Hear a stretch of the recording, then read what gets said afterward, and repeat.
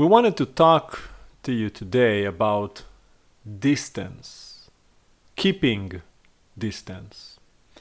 When I was in the Israeli military, when you enlist as a private, you know that you are in this position where you have to treat your superiors with a respect that is different than the respect you give to someone that you know on a name-to-name level, on a personal level. Because when you are in the military, when you are in that environment, in that framework, in the system, if you want to speak, in Israel, you say, "Ken המפקד," which would translate in English to "Sir, yes, sir," on the same level. When you speak, you stand up straight, you clap your heels together, you look up, you stand up, and you speak up. "Yes, sir." You don't say, "Yeah." You don't talk like that because you have to respect your superiors and they enforce it. And should you break that respect, there will be a penalty. You will get punished for it. And your commanders on their end, they keep that distance also. They're not going to sit down and have a cup of coffee with you. They're not going to talk about their personal lives with you. You are their soldier, their inferior, their one of their troops. Therefore, they lead you in this type of relationship where you treat them with the utmost respect, knowing that every time you step out of that relationship of respect, there will be a penalty and a punishment upon you. And it's interesting how this type of relationship really applies to almost any aspect of life when you have a kind of a leader-follower relationship. Obviously, the Lord had this type of relationship with Israel. We know from the scriptures even, what is the beginning of wisdom? Fear of the Lord. The reverence, the awe, the fear that you don't just speak. Even Solomon said, be careful when you go up to the house of God, the house of Adonai. Count your steps, mind your thoughts, don't speak so quickly. The reverence of the Lord, to know He is up in heaven, we are on earth, let your words be few. And it applies, of course, to sports. When you get on the new team, you have the coach. They tell you, "Yes, coach," "No, coach." You have the respect. And the same thing really applies to mentorship. At least it should. If someone genuinely cares and takes his personal time to invest into you and to teach you, to be what you would call in the Eastern philosophies sensei, master, teacher, right? You have all of these degrees that you give out. The student must treat that teacher with the same respect as he would a drill sergeant, if not more. After all, the drill sergeant is a part of the military. The mentor is a freelancer doing it out of his own goodwill. He's not getting paid for this. He's taking his time to teach you because he sees something in you that he says, "I'm willing to invest in that person." And it is such a crucial element of every relationship in order for the success of that relationship that you can really see that whenever that distance is broken prematurely, and I say prematurely because there is a time to break that distance and get closer. That happens. But when it happens prematurely, the effect and the efficiency, the effectiveness of that relationship drops significantly. And the teacher, the commander, the chief, the officer is no longer taken seriously. Therefore, the student or the soldier, the inferior one, will suffer the consequences because he will no longer do as he is told with the same level of commitment, fear, and devotion. We see it all the time. You get too comfortable with your teacher, you stop honoring them in the same respect. You don't take their words seriously. Now you think you know a little better than them. They tell you to do something, you're like, yeah, I kind of did it. Yeah, but I know what you said, but I also did this and this and that. And you are the one that loses the blessing because you, in your mind, got too close to the teacher that now you think you can teach him. And it simply does not work. And we do it in, like I said, in all areas of life. We do it with our teachers, with our leaders, with our mentors, with our presidents and prime ministers, and we do it obviously with the Lord Himself, don't we? Well, yeah, we do it with our fathers too, love. Like, children always, right? I mean, where does all of this start? But right in the home, right, son? That's where we first learn it is in the home. And think about it in the home. You don't talk to your mother that way. A lot of kids will get first boisterous with their mother before they ever do their father. It's just the nature of the male lion roars a little more than the female one. And children will first test their bounds with their mother before they test it with their father. Although they will test the bounds with the father, but later when the child gets bigger. But when the child is younger, even girls, they will test the boundary with their mother when they get bigger, particularly after puberty. After puberty, the children test the boundaries even more with both the mother and the father. But in the younger age, there's a greater fear of the father than there is of the mother. So most of the rebellion will be directed first towards the mother, and the father would be there to, don't you? And the mother, you just wait until your father gets home. Wait until I tell your father what you did, right? And oh, don't tell dad, you know. So in the younger years, there's a greater fear of the father, and the father then says, "What did you say to your mother? How dare you talk to your mother that way?" Right? The father becomes a defender of the mother and a protector and a teacher of the child, whereas not to cross the line. Why? He has a greater fear of the father. So he thinks because he has a lesser fear of the mother, that gives him more of a right to curse at his mother, slap his mother, yell at his mother, get indignant with the mother. Both girls and boys do that. Psychology 101. And what is psychology? Life. You don't have to go to school to learn that. You just have to be observant and aware of your life. That's true psychology. Observe and be aware. So that's where you first learn to disrespect. And then a cop pulls you over as a teenager. You don't disrespect your father. You don't respect your father. So what do? You don't respect authority. So it comes down to the disrespect of authority. Children learn to respect God by first learning how to respect the authority they see. They don't see God. They don't even know what God is. The father and the mother become the training ground.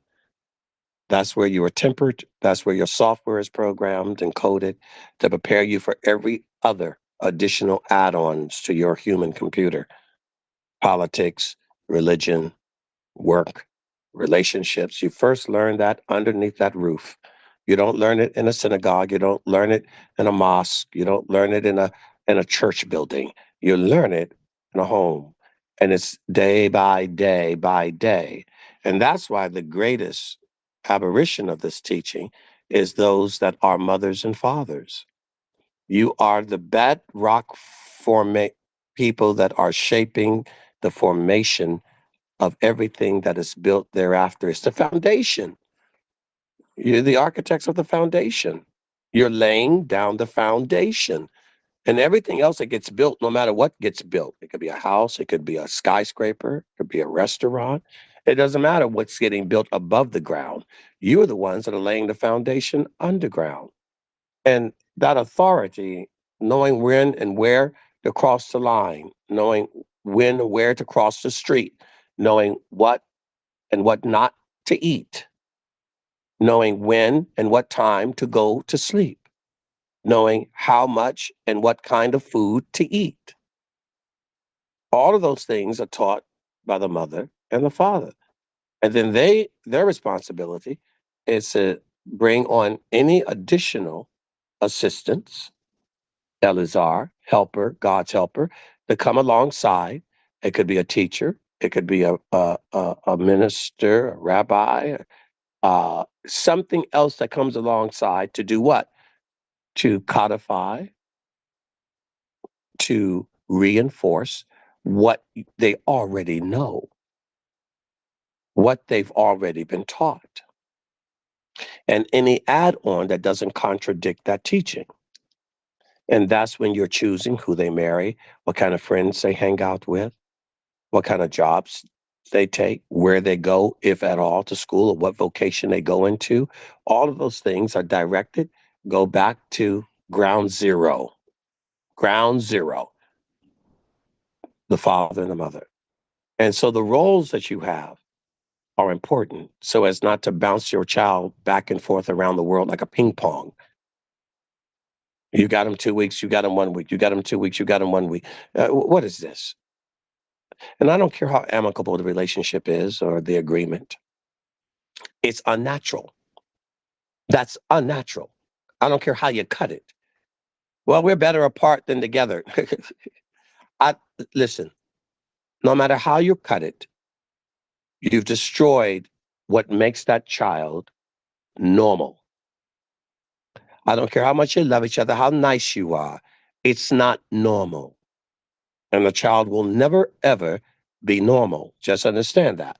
You've handicapped that child forever because it was not designed to have a child and you live in one part of town and they live in another or another state, bouncing back like a ping pong ball. Unnatural. Now, you might want to tell yourself all kinds of lies to make yourself feel good about the lines you cross. No matter what you do, forget it. Stop trying to justify where you cannot be justified. It's never going to be normal. No, all you're doing is really tempering and really mediating the damage control as much as possible. The damage is going to be there. And that's what happens when you betray someone or when you cheat on a spouse. Mediating, tempering it, the damage is done. You're never going to get back to ground zero. Once you lose your virginity, it's gone. You're never getting that back. So just understand that. But you have to understand, that's why we say the relationship, just don't cross the line, then you won't be court-martialed.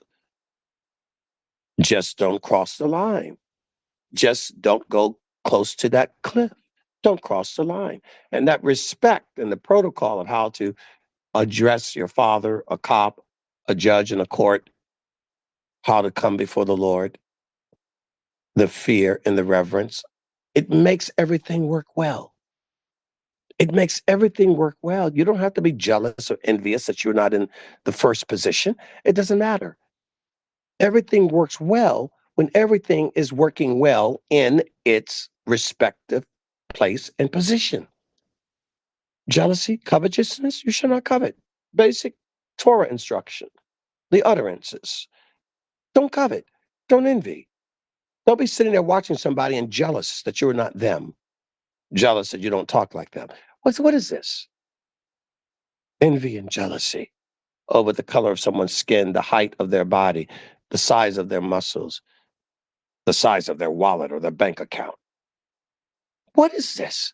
All that does is destroy you, and inadvertently will destroy the other people. The collateral damage on self-destruction is like a suicide bomber. You destroyed yourself, but now that person that you're near, you've taken off their arm, their limb. You put them in hospital. So we don't mind if you destroy yourself in an isolated desert in a containment 3,000 feet underneath the ocean. But you take a suicide action while you're having dinner with your family and imploding and going crazy, destroying the dinner for everybody. Just go in your room and destroy the dinner for yourself. But it's not enough. You got to have collateral damage. And that's what happens when you don't respect, when you don't have the reverence. It's something you have to understand why fear, reverence, and respect is so important, because it's dangerous, yes, to you, but it has collateral damage to other people. And sometimes it's the people that are around you. They may not even be in your immediate presence. They might be sitting 2 tables away, or it might be the neighbor next door, or the person living above you, or beside you, or under you. The collateral damage is huge. In a company, when you see people abridging their respect, it teaches others, man, he doesn't respect the boss, man, I'm going to do what he does. And then you see what the boss does with the employees, your employer, and the treatment. You see the blonde is getting treated differently than the brunette. You see that the woman's getting treated differently than the man. You see the good-looking people are getting treated differently than the people that aren't so aesthetically perfect. You see the skinny person's getting treated differently than the one who's slightly overweight. Don't you get it? The line goes down. Race, religion, sex, color, financial class. And you can watch that, and the reverberating effects of that damage everything and everyone, some more than others. So what is knowing where you should keep your distance? Now, evil works similarly, doesn't it? When you lose your fear of evil, that brings death to a certain degree. See, the fear of God is the beginning of wisdom. But what is the fear of evil? That's the beginning of death. Oh man, I just got to get close to that cliff. Oh man, I wouldn't go to, because no, I can do it. And you take a selfie. Everybody dies every month somewhere in the world taking a selfie on the edge of a precipice. Oh, she died. He died on top of that building. I'm on the edge, over the cliff. Natural selection. Darwin's theory works. All right? The gene pool is weeding out the fools. Man, that wave, I'm going to do that wave. And you're dead with 3 kids waiting on the beach because you had to drop off of a 40-foot wave for the sake of an adrenaline. I'm going to put on a squirrel suit and I'm going to go diving off the mountain. Smash. Human tomato sauce. And what's going on? No fear of evil. Meaning no respect of how dangerous a fire is. I wouldn't get that close, man. That'll burn you. Oh, okay, thanks. Well, I wouldn't go there. That's quicksand. Fear of evil. When you lose your fear of evil, the respect and the reverence, what does it say? Don't go down that path. Proverbs teaches you a fear of evil as well. You see her? Don't go down that path. She whistles. Turn your head. Don't go down that door. Don't sit in the tent of the wicked or the counsel of the ungodly. Stay on the path. Go the other way. No, oh, I'm not afraid. Beat your chest. Oh, I don't know. Me and God are best friends. Oh, the devil, I don't worry about the devil. It's the same thing. The devil. Well, everything is spiritual beings. They operate by the same principles. Just the principle of God, period. So you beat your chest and you get cocky. That'll lead you to death. You beat your chest and you get cocky with God. That'll lead you to death. So the fear of evil teaches you not to go down that path. Respect, that's dangerous. Don't do it. Oh, I can handle it. You should fear it. Don't do it. Respect it. Don't do it. People go to wild safari things and they think the giant lion is a kitty cat. It will eat you alive. Oh, it's so cute. I just want to pet it. Well, while you're petting it, it's eating you. And the reality is the fear of God. Be careful how you approach me. God teaches us. Don't come up to this mountain. Be careful how you come into this mountain. If they touch this mountain, they're going to die. That was the fear of God. Out of respect, it gives life. The fear of God will give life. The fear of death, the fear of evil will give death. The fear of God teaches you how to approach. The fear of evil tells you don't go near it. Amen. Amen. The fear.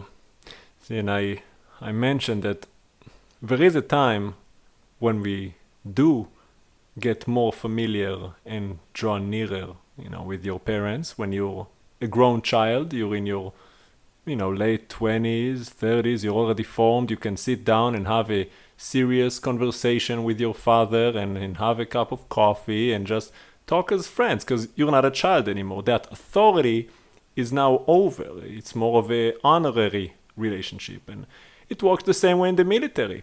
Once you graduate from basic training, you graduate from your classes, your courses, they usually have a special event. It's like a celebration for breaking the distance, and you finally get to laugh with them and talk to them and befriend them.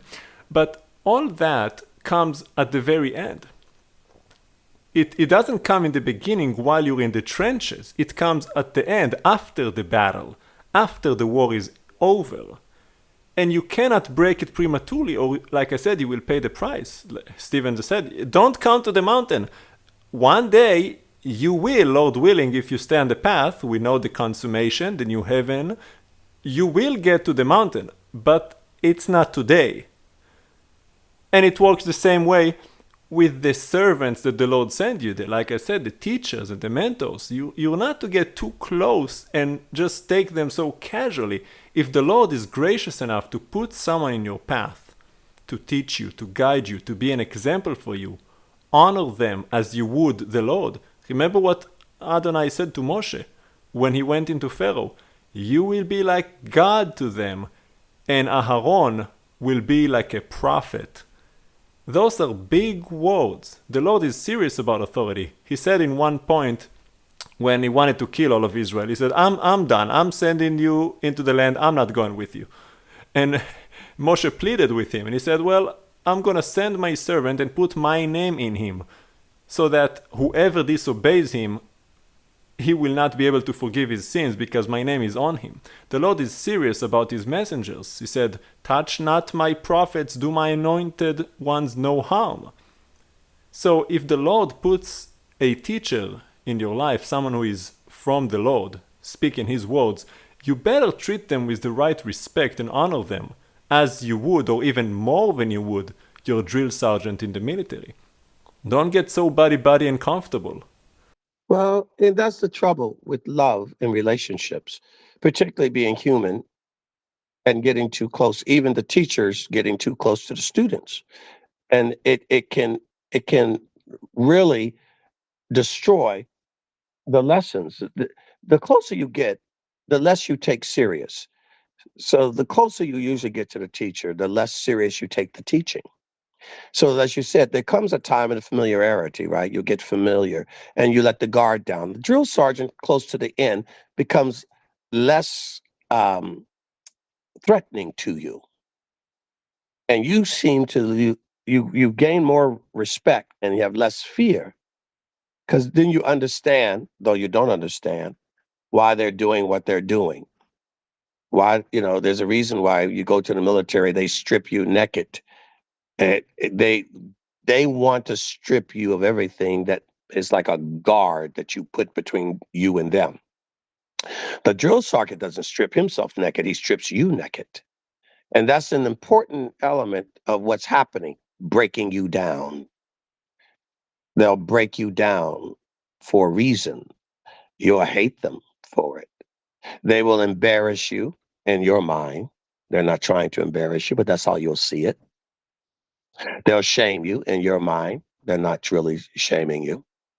They're breaking you down because they know that your natural tendency is to defend yourself against anything, whether it's for good or bad. A person drowning in the ocean, usually the rescuers, the lifeguards, the Coast Guard, have to defend themselves against you pulling them down. They're there to help you, but you'll try to drown them to do it.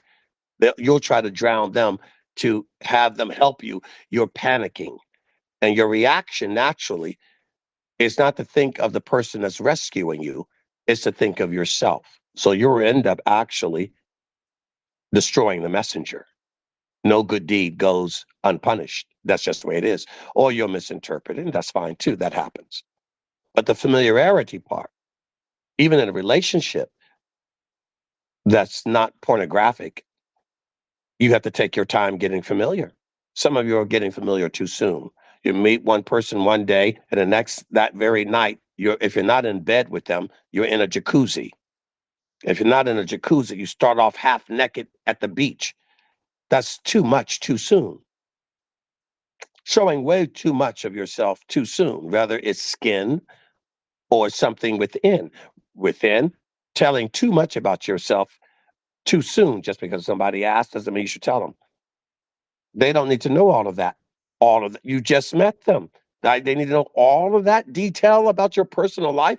Where is the work, the journey, building a relationship? Then, when it's proper, you get to share a little bit more. And God brings you. I no longer call you servant, I call you friend. Now that distance as you are on the journey gets smaller. Still respectful. Hey, come here, walk alongside of me. I was walking with someone the other day, and it's interesting to watch because walking tells everything about a person, posture and walking. And my friend, I've got an injured foot, and my friend was walking in front of me, increasingly walking in front of me faster, didn't give a darn about my foot or my pace, was walking in front of me. The mentor, the pastor figure, is walking in front of me. Don't you understand? Your posture says everything, and it talks about what's going on in that person's mind and that in their head. You can always tell when I was working in real estate and I would help to train the new hires. The first thing I did, no one else did that in my office but me. And I was able to tell the president everybody that turned out to be no good was no good. I said, "Oh, send them to my office." And I was, "Oh, hey, I'm here. The boss told me to come and sit with you." Good. Get up. Where are we going? We're going for a walk. We go outside the building, and I would walk for about 10 or 15 minutes around the entire block, talking about what we do, what's expected, answering any questions they might have. Why? What am I doing? I don't really care about anything that I'm saying. I'm watching how they walk. Interesting. Now, evil works the same way. See, many of you did not close the distance. You jumped right in with evil. You got too familiar with that bottle, with that cigarette, with that weed, with that meth, with that cocaine, with that LSD, with that mushroom. You got serious real fast. Some of you were virgins until one night at one party. Then you're in bed with some girl that you just met, that your friend set you up with. And she's probably underage, but it doesn't matter. You don't care. She's probably diseased, but it doesn't matter. You don't care. She doesn't know that it's you and your first time. How does she know you're not diseased? How does she know you're not a serial killer? It doesn't matter. You're in the heat of the moment. You're getting familiar too soon with each other. And now you're in a world now where everybody thinks they have the right to know everything about you without paying the price of time and relationship, as if you don't have a right to your own privacy. Too familiar, not respecting the distance. And when you lose your fear, it will destroy you either way. When you get familiar too soon, it will destroy you either way. Familiar too soon. You can't get familiar with God too soon. People get converted. All of a sudden, you would think that they are the prophets of God, and no prophet of God got converted and started yelling and screaming and going around like they think they know it all of a sudden. There's no growth. You're not growing. You're too quick, too fast, and you're not growing. And particularly those who come out of extreme rebellion, out of extreme sin, especially drug addicts, because of what it does to the mind. They come to the Lord and they're already jittery and too quick to act. They don't slow down. They don't breathe. They don't meditate. They are used to being high and excited. So God becomes really not a conversion, just another addiction. Now they think they're reading a bunch of stuff. They're going to listening to a bunch of stuff. That's trying to fast track God. Well, you've just come out of a fast track addiction. God's trying to slow you down. Calm down. Breathe. Breathe. Even the Zen people teach you that. Breathe. Slow down. We've got some work to do. You'll get there, but you need to breathe and slow down. Take your time. And it does take time. Remember, Yeshua only started his ministry in his 30s. Even though he came from God, knew everything, was God in the flesh, he didn't go out preaching off the gate. He wasn't no child preacher. He waited to be 30, and he knew everything. So how much more you? You think just because you're born again, you go and start preaching, going on all these talk shows, debating evolutionists as if you know something? And really what you're doing is only bringing more damage and bringing reproach on the name of God. Now you're this Mr. Big Shot, and you have no idea. You're just a baby wearing, grown man shoes. Take your time. Yeah, when they get saved, they go to some friend takes them to a church or some crusade or some meeting or some cabal. And all of a sudden they go to work the next day. And actually, it's like, no. No. Keep your mouth closed. Let your coworkers look at your life. Keep your mouth closed with your family. They ought to be able to tell, oh wow, there's something different about you. And to be sure that it's real, remember, 90 days is really what changes a habit. Keep your mouth closed. Your life is your light, is your testimony, not so much your mouth. Mouth comes later, life comes first. You learn how to live before you learn how to talk. You learn how to crawl before you learn how to walk. Be quiet. I don't care what church, what crusade, and all the emotionalism. Emotion will not sustain you. Only devotion does. Emotions will come and go. Devotion is a decision. You either are or you're not. You either do or you don't. You either will or you won't. You're looking for emotion. That's why I tell a lot of guys, stop. You got too much music in your life, particularly addicts. They love music because it's emotionally driven. Less emotion, more devotion. Walk. People will tell if you're changed by what you do, not so much what you say, how you've been acting, the posture when you live, when you show up.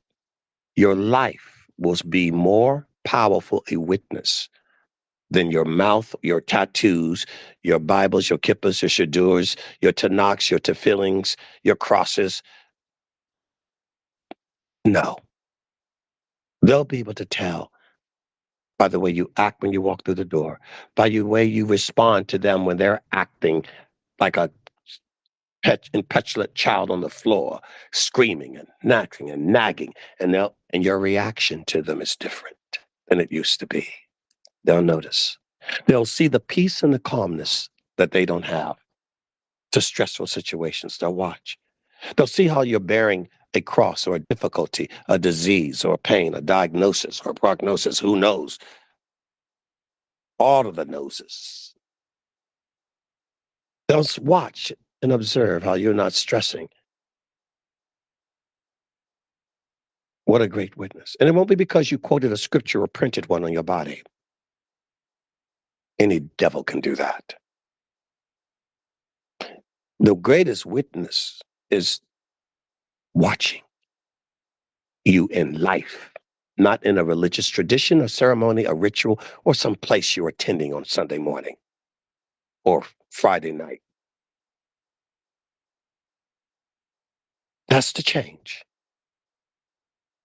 And that will instill the fear of God, the real fear of God. The fear of God says it's real. Wow, that's real. Because anyone can quote, anyone can sing a song, anyone can buy a book. But how many of you can actually live the life, walk the walk? Walk the walk. Doesn't mean you're perfect, but when you're holy, they'll see how you respond to an imperfect moment. So many of you, again, if God did to you what you do to others, you would be dead already. In fact, no, better than that. You would not have even been born. Because you're born in the spirit before you're ever born in God. That's why you have to be born again, both the spirit and later the body. You were made before conception. Say life begins at conception. Life begins before conception. It is formed in the mind of God to destine and predestine that each one should born and be appointed once to die. And anything that comes after that comes as a result of the acknowledgement and the fear of God and the reward of that. To have that soul go back to the state and that God intended. And that body to be resurrected, to be joined to that soul as a reward or punishment. We all get resurrected. One will rise to that great day. One will rise to that terrible day. But we all get resurrected. So don't rush it. Soon enough, we'll get familiar with God. Soon enough. There's no rush. There's no rush, honey. We got the wedding day. We got the betrothal. We don't have to violate our sexual purity. What are we running for? What are we in haste for? Why are you in haste to get rich? How much money you can make? Tell me about how much more money you are giving before how much money you are making.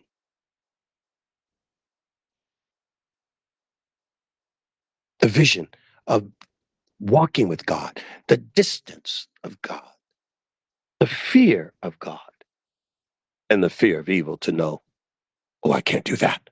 When I do that, this happens. I better back off. The fear of good. Don't yell in the courtroom. You might get arrested, penalized, and lose your case. Approach the Lord with humility and obedience, and you will find grace. Approach in arrogance. If you have to apologize, apologize. But if someone's apologizing to you, don't rub it in. In fact, forgive them even before they apologize. Just people have said, oh man, I did this. I said, I just want to apologize. You know what? No worries. You were forgiven already. I decided not to hold that against you already. I've been done wrong by so many people. I just decided not to hold it against them. By the time they come and ask for apologies, it's not like I got to think about it.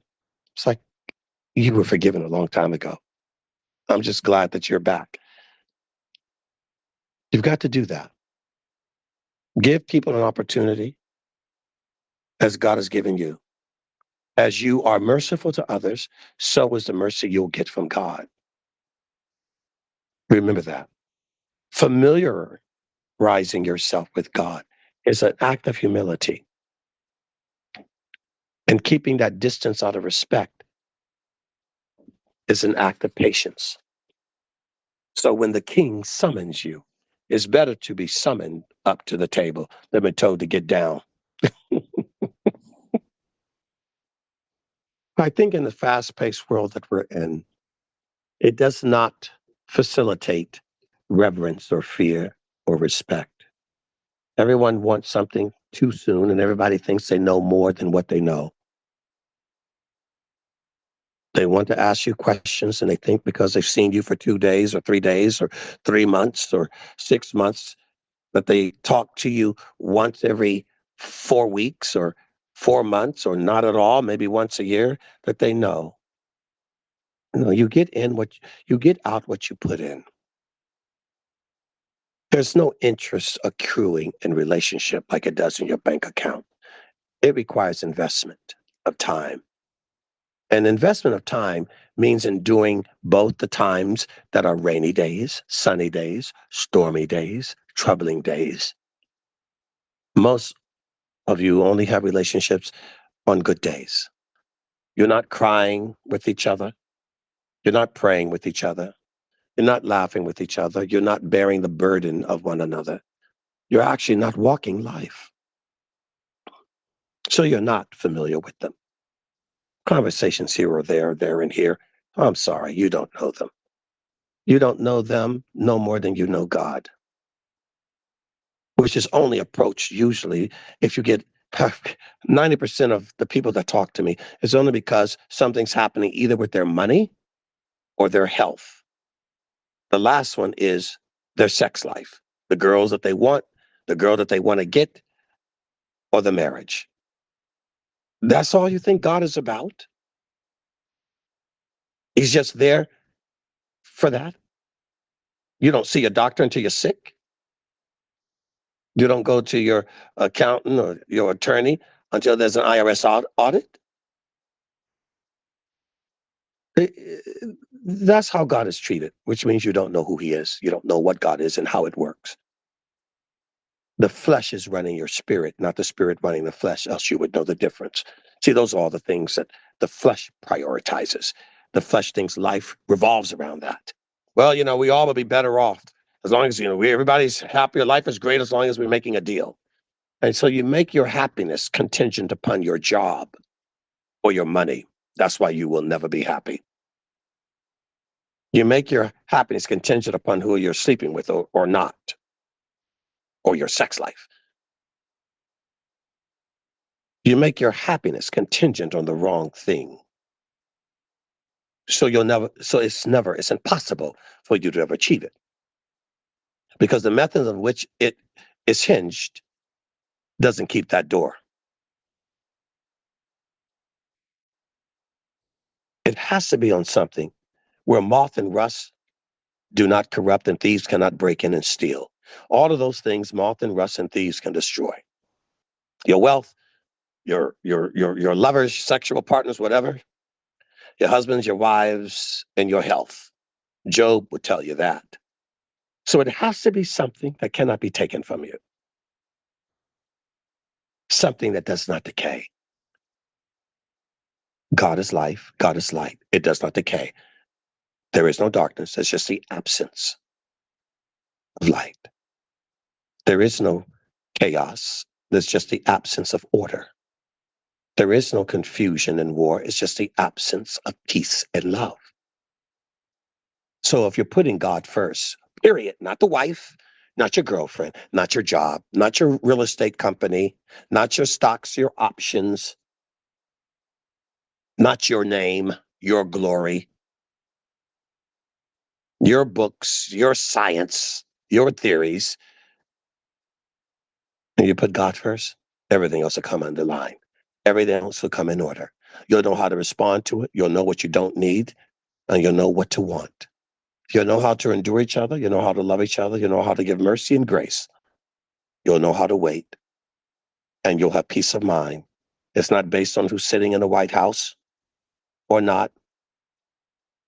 It's beyond any man, any class, any race, and any economy. You'll have peace in the midst of the storm. You'll be like Paul in the prison, singing at midnight with chains wrapped around your ankle. You'll be like the slaves in the fields of Carolina, North Carolina. You'll sing, soon I will be done with the troubles of the world, going home to be with God. Amen. Soon I will be done with the troubles of the world, troubles of the world, troubles of the world. Soon I will be done with the troubles of the world, going to be with God. Hallelujah.